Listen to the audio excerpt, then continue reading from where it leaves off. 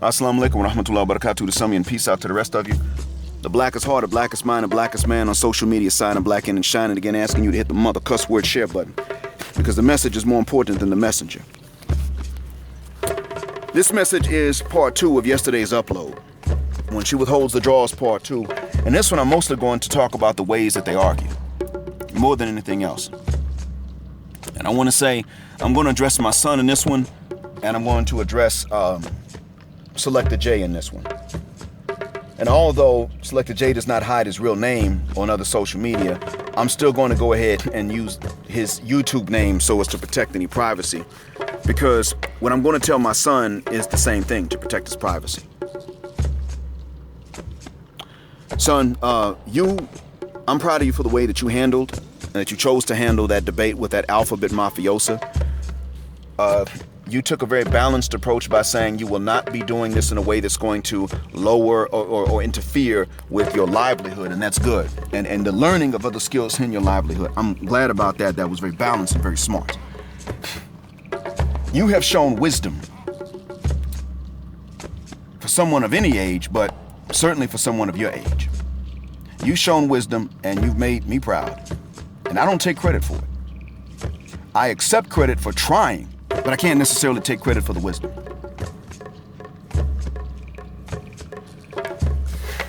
However, more importantly, stupid people don't learn from their mistakes. And that was me.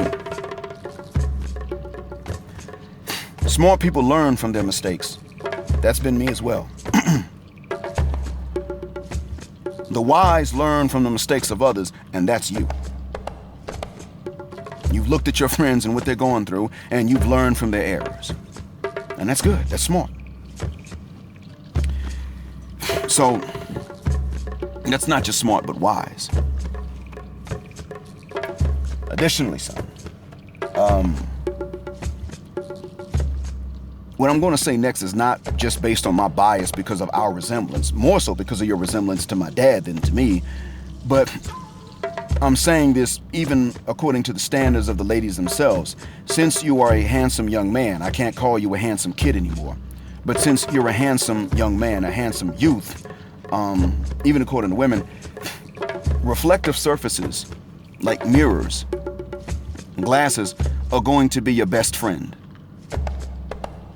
That's going to be the means by which you find out which women check you out and which ones check you out for the longest. These are going to be the ways, because you're not going to have the luxury of seeing them check you out in person for long enough for you to notice. They're just not going to do it. They're too vain for that.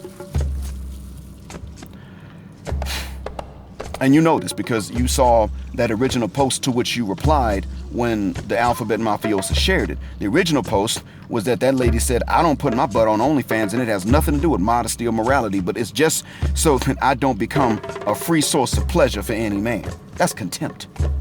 That's arrogance on her part and contempt. And I'm a practicing Muslim that don't condone fornication, let alone normalize it, let alone promote it. And I would say to her, kudos, you don't put your butt on OnlyFans. It's great. You shouldn't. But then she says, I'm doing it for these offensive reasons to you. Pretty much saying, insult God. That ain't why I'm doing it. I'm doing it, men, because, that means she would do the same thing for her husband. That's the attitude she gonna wind up having for her husband. Well, I don't want to make him too happy. I don't want things to be too easy for him. Get out there and provide. Stop trying to pull my panties off at night. And saying those two together is exactly what I was preaching against in part 1 of this. But I wanted to tell you this too, son.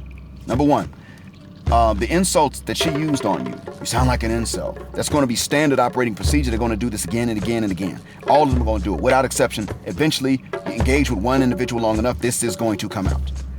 Now, they know that most men ain't knocking down most women. They understand that. So they're actually taking a trump card they already have. So they can't really use anything in your control against you. And so they're going to take something that's really not within your control, and then they're going to make assumptions about other things that might even be within your control. They're going to assume that you live in mom's basement, got a neck beard and all that stuff. Never mind that you're actually young enough to justify living with either of your parents. Never mind that. They're just going to assume that you're too old and you're whatever the case is. They're going to resort to making assumptions that are not in your favor just so that they can assume things that aren't in your favor. Because black Western women have to talk down to black men. And Western women have to talk down to men in general. This is something that they just have to do. They must. And sometimes to do that, they got to make assumptions that you do something that deserves this. And when that's not the case, of course, then it doesn't work. But understand what the next steps are, son. They're all going to do this. The next steps. Some people, especially if you do this by voice like I do, some people are going to decide to try to goad you into being a hero and taking away your anonymity, removing it. Cam up. Who are you? Stop hiding. You are not required to divulge your face or identity in order to be a hero, son. This is what they're going to say when they want to deflect from the issue. What you can do is you can say, well, if you want to know who I look like, this is he. And as a matter of fact, son, one of my former students posed for a picture, and I think I sent it to you and the girls in the Telegram group when I was talking about a student that resembled you. You can use that photo and you can say, well, I don't know this guy's name, but this is who I resemble the most as far as I know. You can do that. Then people can sit up and they can realize, okay, well, actually that kid is handsome by women's standards, so we can't knock his looks. And that's if you choose to. You could simply say, if you see this kid here wearing jeans and a t-shirt, then you can ask him if he has this channel. And if my voice is the one that answers from his body, congratulations, you found me. And that's if you don't choose to use the voice changer, son. Now, main thing is, don't let them goad you into this. In the event that I, for whatever reason, because nobody's time is guaranteed, yours or mine, no one's lifespan is guaranteed. If for whatever reason, mine is short, and I don't get to tell you this later, I'm telling you this now. Do not allow someone to come along and try to goad you into this. Don't allow, even if I'm gone, don't allow someone to use my memory and say, well, you know, your dad was a coward. He never cammed up either. No, there are people that know who I am. But understand that knowledge of your identity and how you earn your livelihood are weapons. It's their weapons against you. And that's why they want you to do it. So they want you to do half their job for them. Make it easy for them to dox you. Next thing you need to know about the playbook, son, is that this playbook is going to be utilized not only by the misandrist feminists that are ladies, but even by their male counterparts. The military of the matriarch, we call them matriarchal ma'am dingoes, not man dingoes with an N, but ma'am dingoes with two M's. We call them gynocrat goons. They're the guard dogs of the gynocracy. They are going to be the ones that also come out against you. Be prepared for that.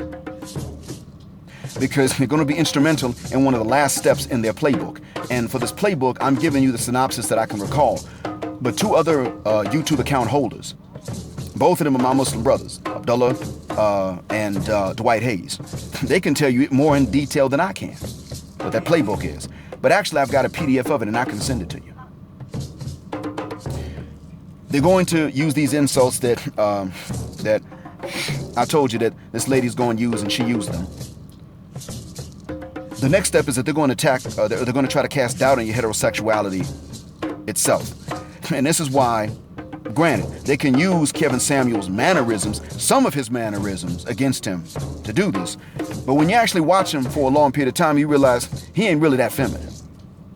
More soft-mannered than feminine. And frankly, we can chalk that up to what he even said himself. He was raised by a single mom, no dudes. As you watch him and he talks more and more to the same person, I've noticed that his manners become more normal, more baseline. But that's another topic for another day. So what I'm saying is that they can say this about Kevin Samuels, and even though he has some soft manners, some, I still want you to understand that they would have said this no matter who or what he is. Because there are dudes that are into men that don't have these soft manners. How come they can't understand that there are dudes that have soft manners who tell you they were raised by single moms, but they're not into men? What's the reason they can't understand that? And the same ones that'll use this as an insult will pull a knife or a razor blade on you if you insult one of their friends that's actually into other men. Sergeant Willie Pete is not the only one that has talked about this. He's just one that's really done a good job on a rant at doing it.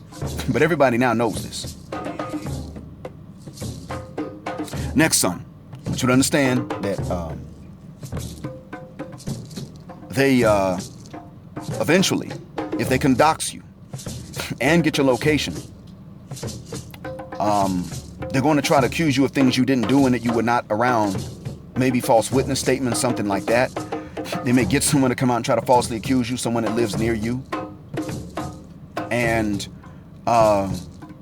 this is another reason why you should not let anybody goad you into camming up and revealing your identity. You should not do it. It's actually better to leave. Well, I'll tell you a tactic to avoid it.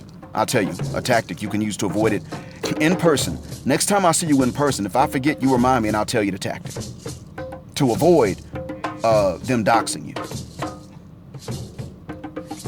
But understand, do not let anybody goad you into helping them to dox you. Don't let them do it, son. Next. I want, the next thing I want you to do, to prepare yourself for, is in the event that someone doxes you, especially if they get your location, they're going to try to ruin your job, your livelihood. The next step is going to be violence. They will threaten violence before they do it. You'll get the threats first. The threats will start off as empty. Eventually, somebody, if it goes on long enough, someone is going to try to come to you. If they can get your location and your description, and when this happens, if a woman sees you and recognizes you, she may just fly off the handle and come hit you because women can hit men and it's okay. But if they plan something, they're going to send a man. By the time they send a man to fight you, they have already surveilled you physically to get an idea as to your size and weight and height. And they will find a man that is bigger than that, show him who you are and where you are, and send him to you to fight you in the name of feminism, and probably just to try to get some validation from these women that ain't gonna give him no trim anyway.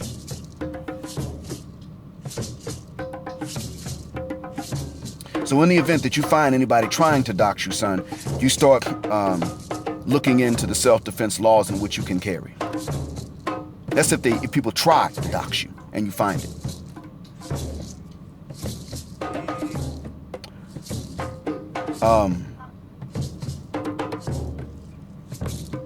Now, the next thing I wanted to do was to address Selector J. And Selector, I want to tell you that you've done this with your identity open. And you're brave for doing this. Now, I just told my son not to do this. Well, I mean, it's too late in your case. However, also from what you told me, the economy's so bad where you live that there's not really much that you could lose. There's not much they could do to you. And that's fine, I guess. But you've done a very brave job of addressing the gender-based colorism in your nation. And I wanted you to understand that where you live, starting a family with a black woman from your country may not be an option. I don't think you have that option, actually. I may have said this to you before, and forgive me if I did. I may have forgotten. But it just may not be. I'm sorry about that if it is the case. But I was going to say this to you as well. You pointed out how it is, and I did say this on Facebook. You pointed out how it is that even light-skinned and ambiguous-looking men practicing hygiene is problematic because they're either blamed for not practicing enough or for too much. It doesn't matter which one, they're going to get the blame. And it's true. And the lady's comments showed that if she was not joking, that's exactly what the hell they're thinking. Now, maybe she was joking. You know better than I do. The fact that she felt comfortable saying these things about one shade of men and not about another shade of men shows that there is an imbalance. Selector, you cannot start a family with someone that's even desensitized to this subconsciously. Because when you become subconsciously desensitized to something that's imbalanced and unfair, you don't think it's really that unfair, even if you wouldn't do it. And that's going to lead to problems later. But the next thing too is that you said that the thing about the Venezuelan women is that they look for you to support the family back home. And that's the problem. That is. However, I would tell you this. If you had to choose between the two, if you had to, at the very least, that Venezuelan woman is not going to ask you to take care of her family back home because of your looks. She's going to ask because she would ask anybody.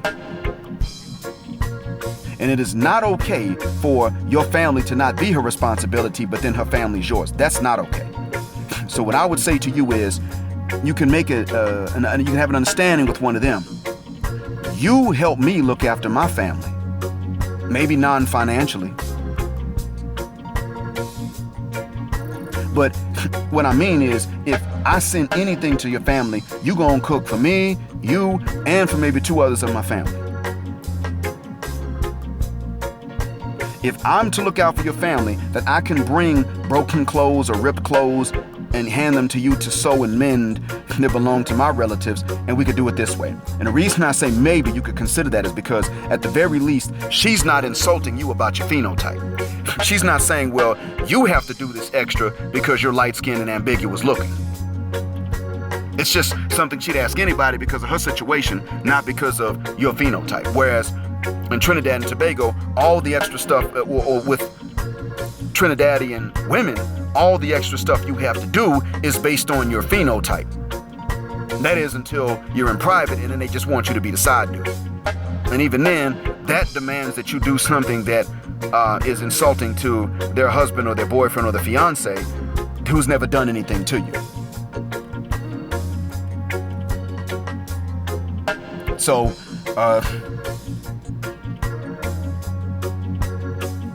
in a nutshell, what I would say is I just don't think you'll be able to start a family. And even the Indian Trinidadian women can't start a family with them because, well, their problem is black people. That's their issue. And now they're in a country that's almost majority black, and they take issues whenever somebody black gets in office. And I got problems with them for that. I mean, as you said, they do have some attitude problems with black people. And so I don't look at them as being equals to black people just based on that alone. If they forget that we're equal, then they're the ones that are inferior. I say that for everybody. But that also means these people's women become off limits unless they're willing to move into a context in which their people are not around. So if an Indian woman's willing to move with you to, let's say, Gambia, where her people are not there in any large numbers, hey man, that's great, fine. That woman actually loves you. But if she's like, oh yeah, I like you, but I want to stay here, that woman's going to run out of love for you eventually because the call of her own people is going to pull her back in. And she's going to start looking down on you, or whatever the case is, or looking down on your people, or trying to convince you that you're different because you're not really that black. And I've been there before. Without even being romantically involved with these women, I've been there before. That pops up. If she really wants to be against the white supremacy of her people, she'll go and pick a man that is entirely too black for her people to approve of. And that's a sad thing for me to say, but that's what it would be. You and I cannot be the means by which they actually even appear to go against the white supremacy of their people. And that's the flip side of what a lot of sisters are doing. A lot of sisters are saying, I never choose somebody like that. I never choose these men. I never choose these men that look ambiguous like this. That's the flip side. But the opposite extreme would be the reason why some of the non-black women might choose us. Well, you know, he's not really that black. He's not too black. I can get away with it. Sad to say, but that's what's going on. And it ain't your fault. But at the very least, if you don't have a better third option, and I hope you do, you probably do, I'm just not aware yet of what it is, based on the economy right now and TNT from what you told us. But if there is a better third option, sure, go ahead and take it. But if you have to choose between black Trini, well, let's say a Trini period, and a Venezolana that at the very least, is going to treat you consistently to how she would treat any other man, pick the one that would treat you consistently to how she would treat any other man, because at least she has no intentions of insulting you. You're not compensating for something that you had no control over, as opposed to the tranny woman that either wants to divide you from the rest of your people if her people look down on your people, or that comes from the same people as you, but then is going to look for you to do extra and have extra and be extra to compensate for the fact that you are pale and ambiguous looking compared to others. But I have seen what you posted, and I've seen what some of these ladies say, and frankly, bruh, you can go ahead and tell Sion Fadia, you can tell Sion Fadia about me. I can't comment on his page. I looked at it, I couldn't leave comments, but you can tell Sion, I think I can. But in any case, if you're able to, you can tell Sion Fadia that I got his back. He's absolutely right. He ain't got to hate their kids or the moms themselves, but he is childless, and it is not a bonus when these women come and try to act like someone else's child is a gift to a childless man. It's his call. But I would have told him to do the same thing. I don't sit up here and say, well, it's just me. If I was childless, I wouldn't accept women with kids. I don't say that. No, I say, men, if you are childless, don't take these women with kids, because they wouldn't take you. If she's childless and she ain't even financially responsible for your children, she ain't going to accept doing anything else non-financially with your babies. She ain't gonna do it unless she thinks she's so ugly she doesn't have any other options than any other men. But if you give a childless woman a choice between a man with kids and a childless man, she's going to take that childless man. The funny thing is, when I was childless, they would prefer a man with kids because they say, well, at least sexually he's valid. They were so hyper vigilant about virgin men being inexperienced that they would actually choose a man with kids, because that meant that he was a real man below the belt. That's how they felt. Now I'm a man with kids, and what I'm saying is these ladies flip. It's always that. I kid you not. If my grandfather's genes kicked in and I began to develop his shade, the trend would go the other way. It's just how luck runs, I guess. Then the trend would go back to, 1988, 87, and before that. Some people just have it like that. I'm one of those dudes. But I was lucky in that I was able to leave my home country, find a job elsewhere, and then twice find non-ADOS black women that spoiled me very well. May Allah bless them both, even the one with whom I am no longer. Because that was the government that messed us up, not her. I want you gentlemen to have the same options, but if you're stuck somewhere and you don't, then at the very least, look for where you're going to be treated equally to other men, and get involved in chatting with men. Use the internet and Google Translate to our advantage, and get involved with chatting with men in areas where feminism is new or not yet in existence, and warn these men about it. Let them know, because this, and you got to be literate in your first language to do that, to use Google Translate. Because if you suck at writing in your first language and you don't know how to punctuate, it's not going to translate correctly through Google Translate before you copy and send that message to them.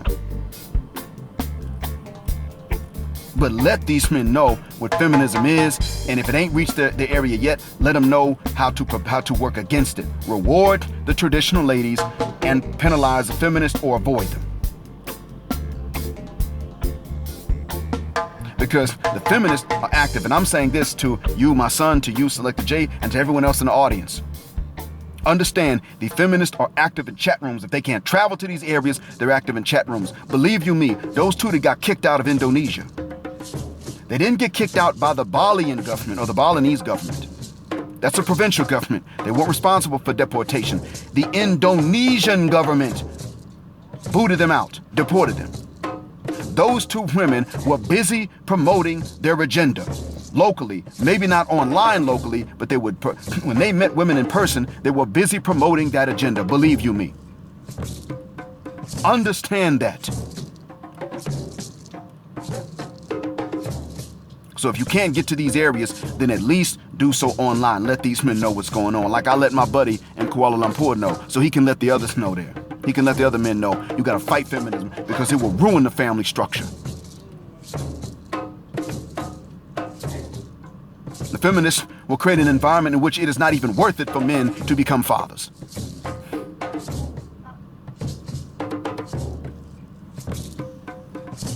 Thank you for listening. Black Heart, Black Mind, Black Out. And this is more of why you hear me say in the end as I leave you.